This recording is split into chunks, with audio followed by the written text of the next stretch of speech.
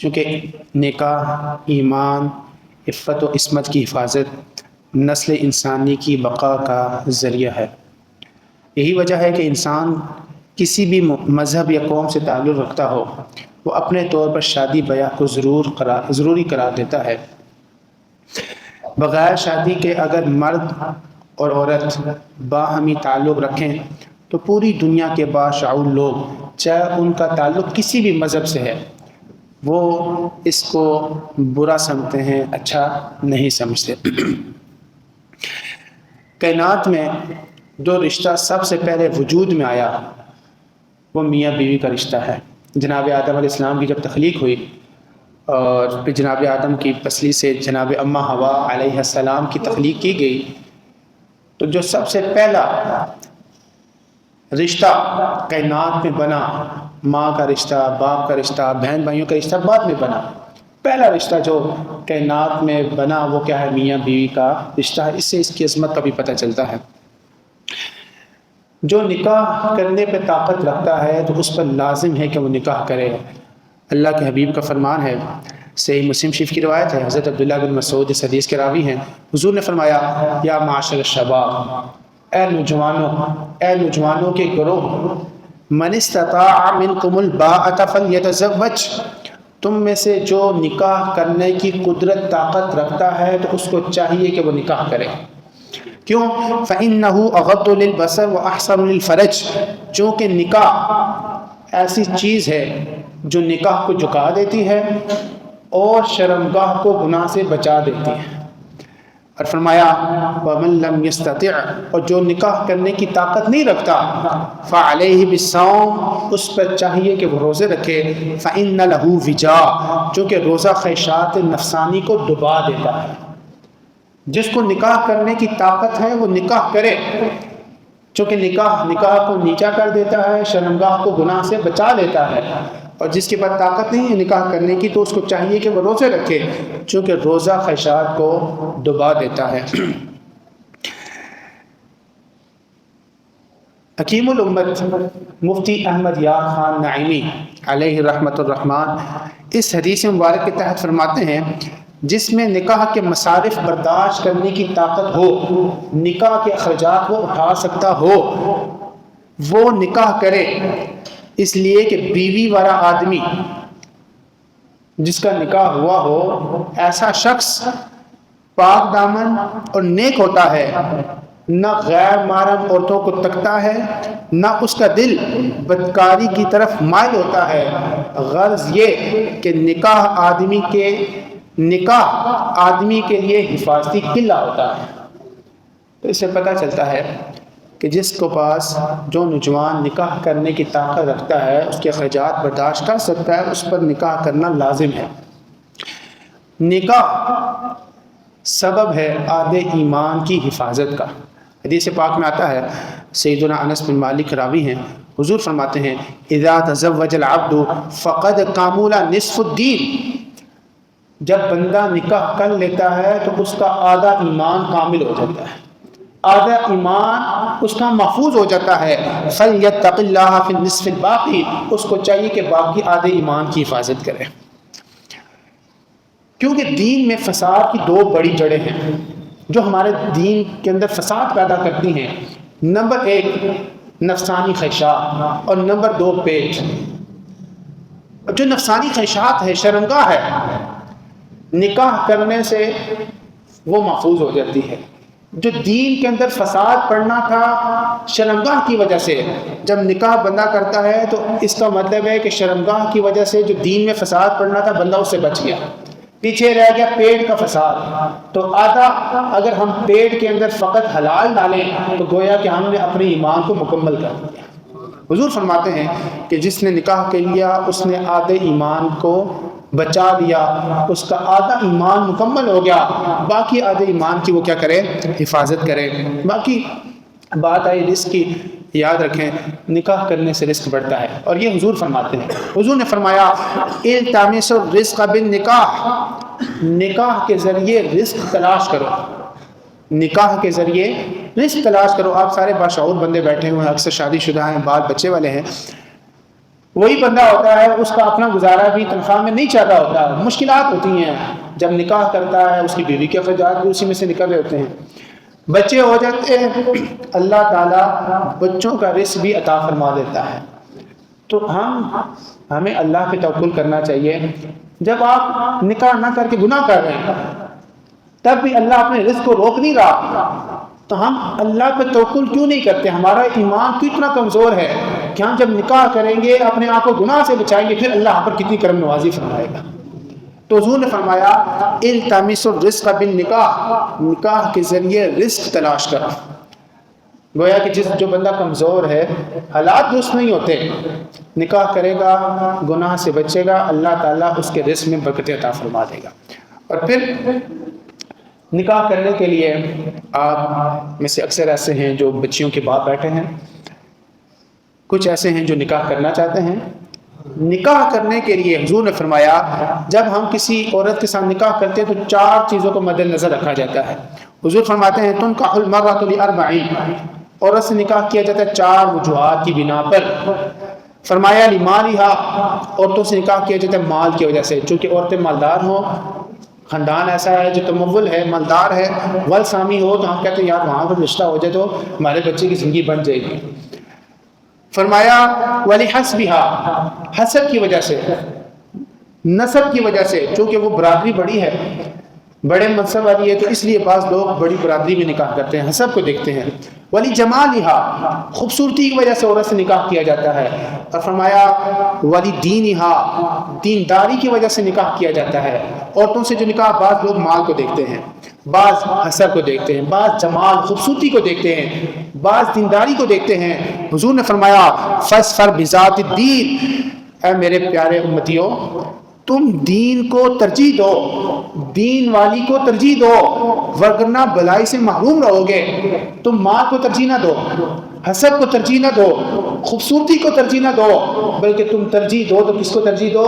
دین کو ترجیح دو۔ جب عورت میں تم دینداری کو ترجیح دو گے تو فساد سے دور رہو گے، فساد سے دور رہو گے، تم بھی سکھی رہو گے، تمہاری آنے والی نسل بھی دیندار ہوگی۔ تو اس حدیث سے پتہ چلا کہ دین، ہمیں اس معاملے میں دین کو ترجیح دینی چاہیے۔ اپنی بچیوں کا رشتہ کرنا ہے تب بھی ہم دین کی ترجیح دیں، اپنے بچوں کا رشتہ کرنا ہے تب بھی کوشش کریں ایسی عورت گھر میں لائیں جو کیا ہو، دیندار ہو، دین رکھنے والی ہو، باحیا ہو، 4 دیواری کے تقدس کا پاس رکھنے والی ہو، بڑے چھوٹے کی تمیز رکھنے والی ہو۔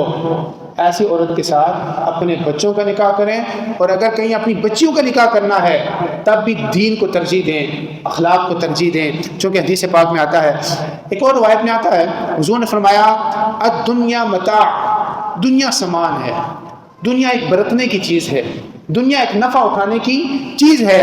فرمایا وخیر متاع الدنیا المرأة الصالحہ، اور دنیا کی بہترین چیز، دنیا کے برتنے کی بہترین چیز، دنیا کے مال کی بہترین چیز نیک صالح عورت ہے۔ دنیا ایک متاع ہے، دنیا ایک سامان ہے، اور دنیا کے سامان میں سے سب سے بہترین چیز کیا ہے؟ نیک عورت ہے۔ جس کو نیک عورت مل جائے اس کی دنیا بھی بھلی ہو جاتی ہے، آخرت بھی بھلی ہو جاتی ہے۔ اور جس کو اچھی عورت نہ ملے، اچھا عزت دار بندہ بھی بے عزت ہو جاتا ہے، اچھا بندہ آپ کی کیا ہو جاتا ہے؟ خراب ہو جاتا ہے بری عورت کی وجہ سے۔ آپ بہتر اس معاملات کو سمجھتے ہیں۔ یہ میرا موضوع نہیں تھا، لیکن نکاح کے بارے میں، آج کل نکاح کا سیزن ہے، شادیوں کا سیزن ہے۔ آج کل ہم دیکھتے ہیں کہ شادیاں مشکل سے مشکل ترین ہوتی جا رہی ہیں، جبکہ زنا آسان سے آسان ہوتا جا رہا ہے۔ زنا کے لیے گروپس بنے ہوئے ہیں، مال وہاں پر آتا ہے، تصویریں آتی ہیں، آپ بندہ سلیکٹ کریں، لوکیشن بھیجیں، پیسے بھیجیں، جگہ پر سب کچھ مال آ جاتا ہے، اتنا آسان ہو چکا ہے۔ جب کہ شادی کرنی ہو جائے تو کہتے ہیں گھر پہلے بناؤ، 2 تولے 4 تولے مہر بناؤ، فلانی مارکی پہلے بک کرو، فلانے ویڈیو میکر سے کیا ہے ویڈیو بناؤ، فلانے بیوٹی پارلر سے کیا ہماری بچی تیار ہوگی، یہ ہوگا وہ ہوگا۔ یعنی غریب سے غریب کی شادی بھی 15-20 لاکھ سے اب کام ہوئی نہیں رہی۔ یہ جو مروجہ شادیاں ہیں مہنگی سے مہنگی ترین ہو رہی ہے، جس کی وجہ سے شادی بیاہ نکاح مشکل ہو رہا ہے۔ ہم مسلمان ہیں، تو ہم نے یہ نہیں دیکھنا کہ لوگ کیا کر رہے ہیں، ہم نے یہ دیکھنا ہے کہ اللہ کے رسول کی رضا کس چیز کی۔ نکاح کیا ہے؟ 2 گواہ، ایجاب قبول، یہ نکاح ہے، ایک چیز ہوگی۔ دوسری چیز ہے ولیمہ، بس یہ چیز کیا ہے؟ شادی ہے۔ نکاح، ایجاب قبول، مرد کہے میں نے تجھ سے نکاح کیا، عورت کے میں نے قبول کیا، 2 گواہ مرد عاقل باقی سن رہے ہوں، بس یہ نکاح ہو جاتا ہے۔ اور اس کے بعد کیا ہے؟ شب زفاف کے بعد جس رات مرد عورت پر قابو پا لیتا ہے، اس کے بعد آنے والے دن میں 3 دنوں کے اندر خوشی میں جو کھانا کھلایا جائے اس کا نام کیا ہے؟ ولیمہ ہے۔ لازمی نہیں 10 دیگیں پکائیں، 20 دیگیں پکائیں، 10 قسم کے کھانے پکائیں۔ حضرت عبد الرحمن بن عوف رضی اللہ تعالی عنہ نے نکاح فرمایا تو حضور نے فرمایا اولم ولو بشات، ولیمہ کرو اگرچہ ایک بکری ہی ہو۔ حضور کی جتنی بیویاں تھیں، صرف ایک بیوی کے لیے ولیمے میں آپ نے ایک بکری پکائی۔ حضرت زینب بنت جحش رضی اللہ تعالی عنہ سے جب حضور نے نکاح فرمایا تو اس کے بعد حضور نے ولیمے میں بکری پکائی، اور اس کے علاوہ باقی امہات المومنین میں سے جس سے بھی نکاح کیا، ولیمے میں کیا تھا؟ ستو تھے، ولیمے میں کیا تھا؟ کھجوریں تھی، ولیمے میں کیا تھا؟ گھی کا حلوہ وغیرہ تھا، بس یہ ولیمہ تھا۔ کیا ہماری ناک حضور کی ناک سے اونچی ہے؟ معاذ اللہ۔ کیا ہماری برادری حضور کی برادری سے اونچی ہے؟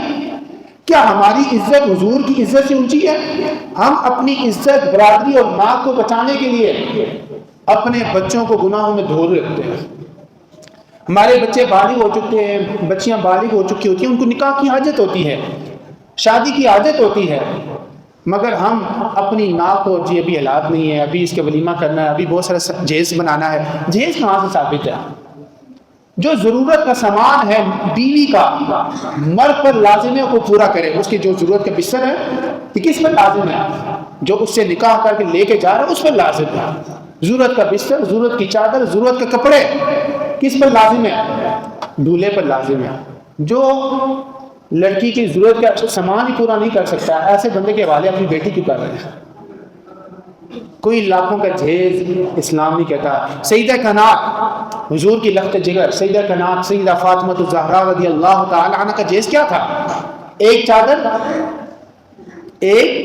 چادر تھی، ایک تکیہ تھا، اور تکیہ اس کے روئی بھری ہوئی نہیں تھی، ازخر ایک گھاس تھی جو خوشبو والی ہوتی ہے، اس تکیے کے اندر گھاس بھرا ہوا تھا۔ تکیے کے اندر کیا بھرا ہوا تھا؟ گھاس بھرا ہوا تھا، اور ایک مشکیزہ جس کے اندر پانی بھرا جاتا ہے۔ یہ 3 چیزیں سیدہ کائنات خاتون جنت جو تمام جنتی عورتوں کی سردار ہیں، سیدہ فاطمہ الزہرا رضی اللہ تعالی عنہا، ان کا جہیز فقط اتنا تھا۔ مولا علی فرماتے ہیں جو مروجہ شادیاں ہیں ان کی وجہ سے نکاح مشکل ہو رہا ہے۔ ہم نے مل جل کر جہاں اپنے دوستوں میں بیٹھیں، رشتہ داروں میں بیٹھیں، اپنی شادیاں ہوں، اپنے بچوں کی شادیاں ہوں، ہے مشکل کام ہے، لیکن ہم نے اپنے حصے کا کردار، اپنے حصے کی ہم نے کوشش کرنی ہے۔ ان مروجہ شادیوں کی وجہ سے جو وہ امور جن کی وجہ سے مروجہ شادیاں مشکل ہو رہی ہیں، ان میں سے چند ایک کا میں تذکرہ آپ کے سامنے کرتا ہوں۔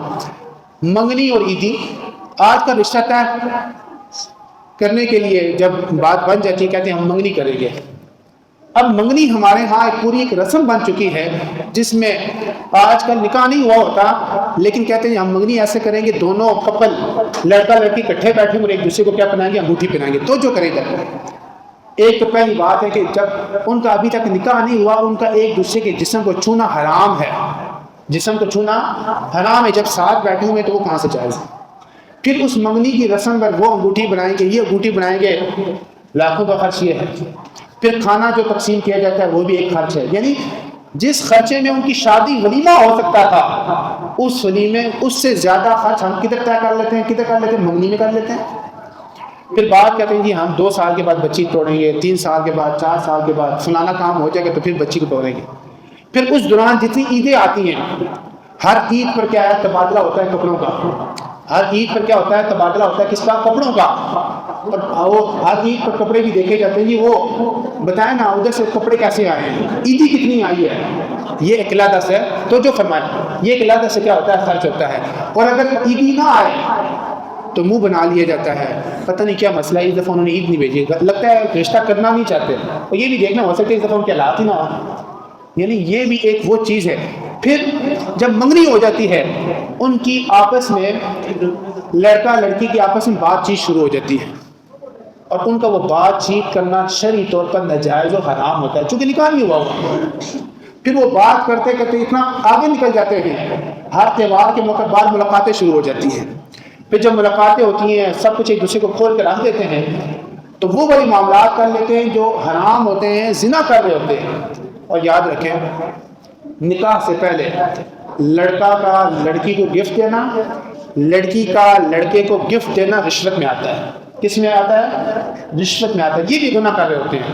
تو کہنے کا مقصد یہ ہے کہ مروجہ شادیوں میں مشکلات کی بڑی وجہ منگنی اور منگنی کے بعد عیدی اور آپس کے جو پہلے کی میل ملاقات, بس بات طے ہو جائے بس بات ختم. کوشش کریں کہ بات جب طے ہو جائے تو آج کل جتنا جلدی ہو سکے نکاح کر کے اگلے معاملات کیا کریں, فارغ کریں. دوسری بڑی وجہ شادی بیاہ کے مشکل کی آج کل ایک مہندی کی رسم ہے جس کا دین کے ساتھ سرے سے کوئی تعلق ہے ہی نہیں. آج کل مہندی کی رسم بھی امیروں کی 20-30-40 لاکھ کی ہوتی ہے, اور غریبوں کی بھی کم از کم 1.5 سے 2 لاکھ کی رسم ہوتی ہے. مہندی کا جوڑا لڑکی کا الگ بنے گا, لڑکے کا الگ بنے گا, لڑکے کے بھائیوں کا بنے گا, لڑکی کی بہنوں کا بنے گا. پورے جتنے بھی لوگ وہاں پر جائیں گے سارے اپنا اپنا مہندی کا جوڑا تو بنوائیں گے. مہندی کی جوتیاں الگ ہوں گی. پھر مہندی کے کھانوں کے لیے حلوہ پوڑی, کباب, دیگر بہت سارے معاملات. پھر مہندی کی رسم پر دوستیاں آ رہی ہیں, جی لڑکے کی فلانی بڑی دوستیاں تھیں, لڑکے نے فلانی کی دوستی چلائی تھی, فلانے کی دوستی, ان کی دوستیاں بھی آ رہی ہیں. ہر دوست اپنے ڈھول باجے لے کر علیحدہ آ رہا ہے. جو ان میں سے بڑا کھڑ پینچ ہوگا تو وہ بڑا کسی ناچنے والے کو بلوا لے گا. یہ کیا ہے بھائی؟ ایسے ہی سب کچھ ہو رہا ہے. کیا اسلام کا اس کے ساتھ کوئی تعلق ہے؟ کیا دین کا اس کے ساتھ؟ آپ اتنی زندگی کا اہم ترین کام کرنے لگے ہیں, آنے والی آپ کی نسل کا دار و مدار شادی پر ہے, اور اس کی ابتدائی آپ ایسے غلط کاموں سے کر رہے ہیں. تو اس رسم کو بھی ہمارے معاشرے سے ختم ہونا چاہیے. کیا کریں جی, وہ بہن کہتی ہے جی اگر مہندی نہیں ہے تو شادی کیا؟ بہن کو مارے چھوڑیں. آپ نے اللہ کو راضی کرنا ہے, آپ کا خرچہ بھی بچے گا, اللہ بھی راضی ہوگا, اللہ کے رسول بھی راضی ہوگا. پھر مہندی سے جب دن رات لیے جاتے ہیں 5-7 دن پہلے ڈھولکی کا پروگرام شروع ہو جاتا ہے. ڈھولکی رکھ لی جاتی ہے, محلے کی عورتیں آ جاتی ہیں, دور دور جو رشتہ دار دور کے ہوتے ہیں ان کو بلوا لیا جاتا ہے, آج سے ڈھولکی رکھ دی ہے. ڈھولکی پر جو گانے ہوتے ہیں, ڈھول ہی بجانا ہی حرام کام ہے. اس پر پھر جو فسقی اشعار ہوتے ہیں, گناہ والے اشعار, یہ بھی ناجائز حرام کام ہے. پھر جب ڈھولکی رکھی جاتی ہے گھر میں تو ظاہر بات ہے جو مہمان آئے ان کے لیے چائے چل رہی ہے, ان کے لیے کھانے کا ٹائم ہے تو کھانا چل رہا ہے. رات کو 3 بجے تک ڈھولکی چل رہی ہے, ساتھ والے پڑوسی تنگ ہو رہے ہیں, اونچا اونچا ڈگ لگایا ہوا ہے. کتنے گناہ ہم کما رہے ہیں, خرچہ بھی کر رہے ہیں, گناہ بھی کما رہے ہیں, اللہ کے رسول کو ناراض بھی کر رہے ہیں. پھر اس کے بعد دولہا اور دلہن کے مہنگے ملبوسات, کپڑے. آج کل ایک شیروانی جو بڑے لوگ ہیں 3-4 لاکھ, 5-5 لاکھ, 10-10 لاکھ کی شیروانی بنتی ہے. آج کل اگر رینٹ پر بھی لینے جائیں تو نارمل شیروانی 5-6 ہزار روپے رینٹ کی ملتی ہے. اور اگر لہنگوں کی بات کریں تو 2-2, 3-3 کروڑ کے لہنگے بھی ملتے ہیں. اور اگر غریبوں کے لہنگوں کی بات کریں تو غریبوں کے بھی کم از کم 50, 60, 70 ہزار, 80 ہزار, لاکھ, 1.5 لاکھ, 2 لاکھ کا پہلے دن کا جو دلہن کا جوڑا ہوتا ہے وہی وہ مختصر کر کے 4-5 ہزار کا رینٹ کر لے ہیں. یہ پیچھے ایک شادی ہمارے جاننے والوں کی ہوئی, انہوں نے جو لڑکی تھی اس کو ولیمے پر جو میکسی پہنوائی رینٹ پہ, یعنی کرائے پہ لائے, چند گھنٹوں کے لیے کرایا, 1 دن کے لیے کرایا, 35,000 روپیہ صرف اس میکسی کا رینٹ تھا. 35,000 روپیہ, اندازہ کریں. نکاح میں نے پڑھایا 10,000 روپیہ مجھے ملا, وہ قسطوں پہ ملا, اس میں ملا بھی نہیں, قسطوں پہ ملا. اندازہ کریں. ابھی ان کا ولیمہ ہوا 15 لاکھ کے لگ بھگ صرف ہال کا کرایہ تھا, باقی خرچات وغیرہ ملا کر. پھر یہاں پر دولہا دلہن کی جو انٹری ہوتی ہے اس انٹری کے آٹا والے علیحدہ ہے. یہ کیا ہے بھائی؟ کیوں اپنی, جب وہ ہماری عورتیں جا کر دیکھتی ہیں نا کہ فلانی کی بیٹی کی شادی ہوئی تو یہ وہاں پر ہوا تھا, پھر وہ کہتی ہے میری شادی پر بھی یہ ہونا چاہیے. پھر وہ اسی معاملات کو پورا کرنے کے لیے سر بال سفید ہو جاتے ہیں اور وہ اخراجات پورے نہیں ہو پاتے. تو ان لباس جو ہوتا ہے اس کو بھی ہم مختصر کر کے سستے کر لیں. 1 دن تو پہننا ہوتا ہے, رینٹ پہ لے ہیں. تو کوشش کریں اپنے اخراجات کو کم کریں تاکہ شادی آسان ہو. جتنا ہو سکتا ہے ہم شادی کو آسان سے آسان بنائیں. انشاءاللہ شادی کو آسان بنائیں گے دنیا میں بھی سکھی رہیں گے, اللہ کا رسول بھی آپ سے راضی ہوگا, اس نکاح میں برکت بھی ہوگی. یہ حضور کا فرمان ہے. پھر پارلر کا خرچ, آج کل منیمم بھی جو برائڈل میک اپ ہوتا ہے, یہ محلے کی جو عورتیں ہوتی ہیں جو محلے کے بیوٹی پارلرز ہوتی ہیں ان کی بات کریں, منیمم بھی برائڈل میک اپ 10-15 ہزار سے کم نہیں کرتی. اور اگر برانڈ کا ہو تو پھر تو 1,00,000-1,50,000 پہلے مہینہ پہلے بکنگ بھی کراؤ اور پھر 1,00,000-1,50,000 کا کیا میک اپ بھی. اور وہاں پر بعض جگہ تو کرنے والے ہوتے بھی مرد ہیں, یعنی دولہے سے پہلے اس کو سارے جسم پر جو ہاتھ لگا رہا ہے وہاں پر مرد لگا رہے ہوتے ہیں. کہاں ہماری غیرت مر جاتی ہے. تو اس خرچے کو بالکل دلہن کو تیار کریں, لیکن اس انداز میں پیسے کو فضول اس طرح خرچ کرنا, پہلی بات ہے کہ ہم جیسے لوگ جو ہوتے ہیں ادھار لے کر سارا کچھ کر رہے ہوتے ہیں. تو کوشش کریں اپنے آپ کو ان کاموں سے بچائیں. اسی طرح شادی کے مہنگے دعوت نامے, آج کل یہ بھی ایک ٹرینڈ بنا ہوا ہے کہ جو شادی کی دعوت دینے کے لیے جو کارڈ چھپوائے جاتے ہیں, وہ پہلی بات ہے فون کارڈ کر کے بھی آپ خود جا کر بھی دعوت دے سکتے ہیں. کارڈ بھی ہوتے ہیں خود جا کر بھی دعوت دیتے ہیں, آپ زبان سے دے دیں, وہ خرچہ بھی آپ بچا سکتے ہیں. آج کل تو ایک ایک کارڈ بعض وہ صرف اپنی ناک, میں نے کہا نا ناک بچانے کے لیے کہ پتہ چلے فلانے کا کارڈ اتنا مہنگا تھا, وہ آپ دے کر جاتے ہیں دوبارہ کوئی دیکھتا بھی نہیں اس کارڈ کو. 500 کا 600 کا ایک ایک کارڈ بھی بنتا ہے. ہم دیکھتے ہیں لوگوں کا ٹرینڈ کیا چل رہا ہے. لوگوں کو چھوڑو بھائی, اپنی جیب کو دیکھو, اپنے معاملات کو دیکھو. ہم کیوں ادھار لیتے ہیں؟ بعض لوگ تو سود پہ ادھار لے کر اپنے گھر کو گروی رکھ کر, کیا سود پہ ادھار لے کر کے سارے معاملات کر رہے ہوتے ہیں. تو اس خرچے کو بھی, یعنی جو دعوت دینے کے لیے انویٹیشن کارڈ ہوتا ہے, اس کو بھی ہم محدود کر سکتے ہیں. اس دن میرے پاس ایک بچہ آیا ان کی دعوت نامہ کارڈ دینے کے لیے, تو بالکل وہ معمولی سا تھا. میں نے پوچھا کتنے کا, تو انہوں نے کہا 100 کارڈ 2500 کے بنوائے ہیں.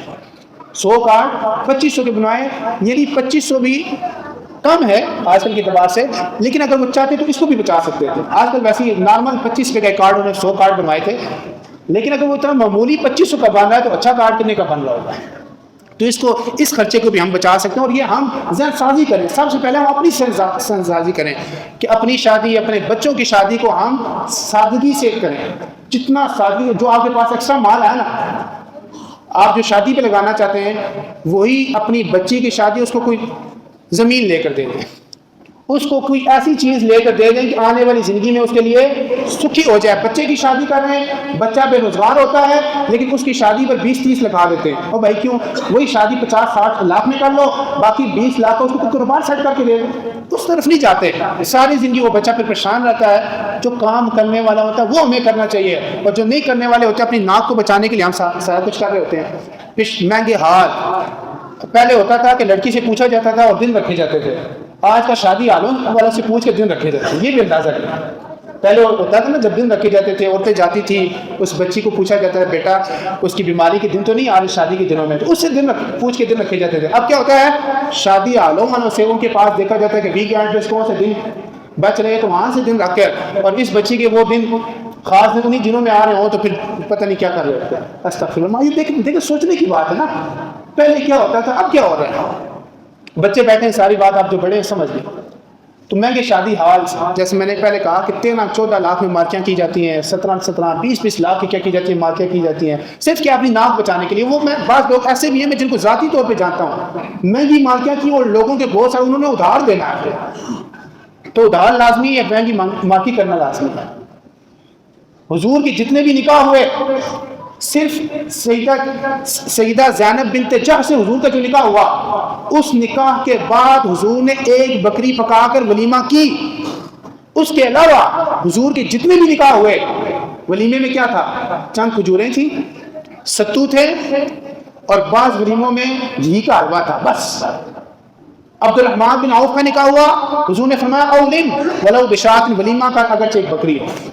کیا ہماری برادری, ہماری ناک یا ہمارا منصب معاذ اللہ ثم معاذ اللہ حضور یا حضور کے صحابہ سے بڑھ کر ہے؟ جہیز کے نام پر جو لڑکی والے کرتے ہیں یا لڑکے والے جو مانگتے ہیں, کیا شریعت میں اس کی اجازت ہے؟ لڑکوں والوں کی طرف سے زیادتی ہوتی ہے کہ جہیز میں یہ بھی ہو, یہ بھی ہو, یہ بھی ہو, اور لڑکی والوں کی طرف سے زیادتی ہو کہ نکاح میں یہ بھی لکھوا دو, یہ بھی لکھوا دو, یہ بھی لکھوا دو. جبکہ حضور نے فرمایا خیر الصداق ایسرہ, بہترین مہر وہ ہے جو ادا کرنے میں آسان ہو. بہترین مہر کون سا ہے؟ جو ادا کرنے میں، کہتے ہیں کون سا دینے کی، آپ لکھوا لیں. آپ کیا کر لیں، لوگ ہمارے رشتہ دار آ جاتے ہیں کہ ان کو پتہ چلے اتنا مال لکھوایا ہے، بے شک بھلے نہ دیں، معاذ اللہ ثم معاذ اللہ. حدیث پاک میں آتا ہے جو مال لکھوا لے اور نیت یہ ہو کہ میں اس کو دوں گا نہیں، زانی ہو کر مرے گا. کیسے مرے گا؟ زانی ہو کر مرے گا. ہم ناک بچوانے کے لیے کیوں ایسا کر لیتے؟ حضور کا فرمان ہے خیر الصداقی ایسرھا، بہترین مال وہ ہے جو ادا کرنے میں کیا ہو، آسان ہو. آج کل کے مطابق 3-4 دن پہلے جو ریٹ چل رہا تھا چاندی کا، اس اعتبار سے کم از کم جو مہر ہے 25,000 روپیہ، اتنا آپ اسی وقت ادا کر دو. کم از کم اتنا ہونا چاہیے. باقی جتنی آپ کی طاقت ہے جو آپ ادا کر سکتے ہو اتنا لکھواؤ. کوشش کرو معجل ہونا چاہیے، نہیں جو پہلے ادا ہو جائے. جو کہتے ہیں نا بعد میں ادا ہوگا، بہت مشکل ہے. شاذ و نادر ہو کوئی ادا کرتا ہو الا ماشاء اللہ. جو پہلے نہیں ادا کرتا وہ بعد میں کہاں سے کرے گا؟